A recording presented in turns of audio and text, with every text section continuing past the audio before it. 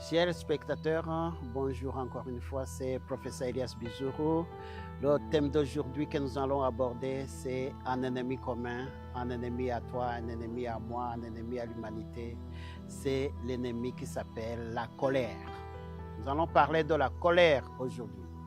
La colère, c'est une émotion négative qui naît dans une personne lorsque la personne est contrariée, ce qu'elle désire, elle n'entend pas ou elle ne reçoit pas ce qu'elle désire ou ce qu'elle s'attendait.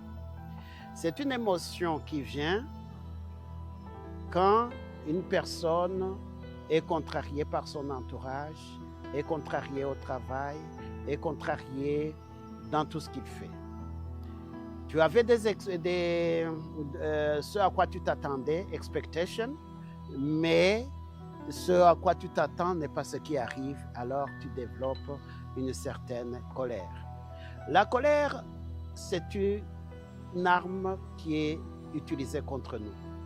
C'est une arme, si nous ne faisons pas attention, qui peut même nous détruire. La colère a détruit beaucoup de gens. La détruire a détruit les mariages. La colère a détruit les relations amicales. La colère a détruit même les sociétés.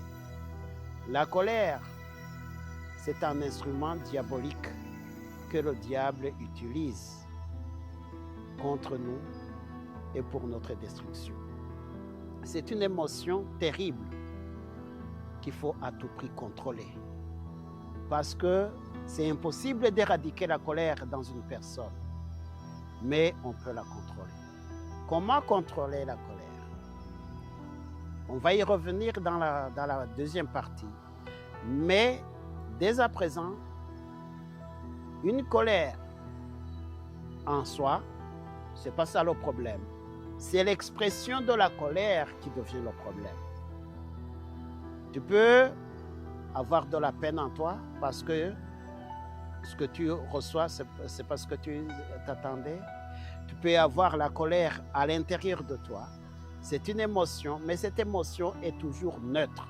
Tant qu'elle n'est pas exprimée à l'extérieur, elle est gérable. Dans Éphésiens, chapitre 4, verset 26, Dieu nous recommande, n'entrez pas en colère. Mais si vous entrez en colère, ne péchez point. Et que le soleil ne se couche point sur votre colère. Pourquoi? Il y a un secret spirituel dans ça. Quand tu es en colère, l'image de Dieu en toi disparaît. Et quand l'image de Dieu disparaît, tu obtiens l'image de la bête, l'image du diable. Tu deviens comme le diable.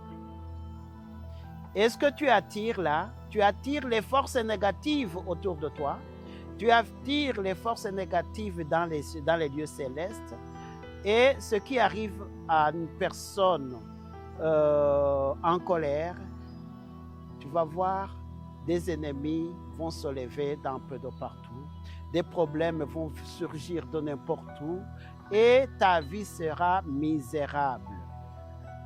C'est pour ça que Paul disait, soyez joyeux. Je le répète, soyez joyeux. Nous devons être contents au lieu d'être en colère. La colère, ça détruit les âmes. La colère, ça cause des maladies. La colère, ça cause des maladies des intestins ou des maladies de l'estomac. Ça cause une personne qui est en colère ne peut pas raisonner convenablement. Tu ne peux pas être sage alors que tu es colérique. Il n'y a pas de sagesse dans la colère. Il n'y a pas d'intelligence dans la colère. Donc, ce que tu peux faire quand tu es en colère, ne t'attends pas à de bons résultats. C'est surtout des choses négatives qui vont arriver parce qu'il y a la colère. Quand tu regardes dans la Bible, Dieu a demandé à Caïn, Caïn, pourquoi es-tu irrité? Le péché se couche à la porte. Caïn était fâché. Et à cause de cette colère, il a exprimé ça, il a tué son frère Abel. La colère détruit la personne qui la possède avant de détruire autrui. Les gens qui sont autour de toi vont souffrir de ta colère. Même les arbres, même les animaux qui sont autour de toi, tout ce qui a vie va ressentir la colère d'une personne. La colère, c'est une force destructrice qu'il faut contrôler à tout prix. Et il y a moyen de la contrôler. Et il y a moyen de vivre une vie pleine. Une vie pleine de joie parce que vous avez pu contrôler la sagesse. Soyons imitateurs de Dieu. Dieu, il est lent à la colère et riche en bonté. Soyons riches en bonté et soyons lents à la colère. La colère, ça peut venir, c'est une émotion humaine. Ça peut venir, mais elle est contrôlable. Tant qu'elle n'est pas exprimée, elle est neutre, elle n'a pas de force destructrice. C'est quand vous exprimez la colère avec les paroles, avec les mots, avec les actions, que ça devient un péché. C'est pour ça que Paul disait, soyez en colère, mais ne péchez point. Soyez en colère, mais n'exprimez jamais votre colère. Au contraire, il y a moyen de subjuguer, il y a moyen de contrôler la colère. On va y revenir dans la deuxième partie. Merci et shalom, shalom.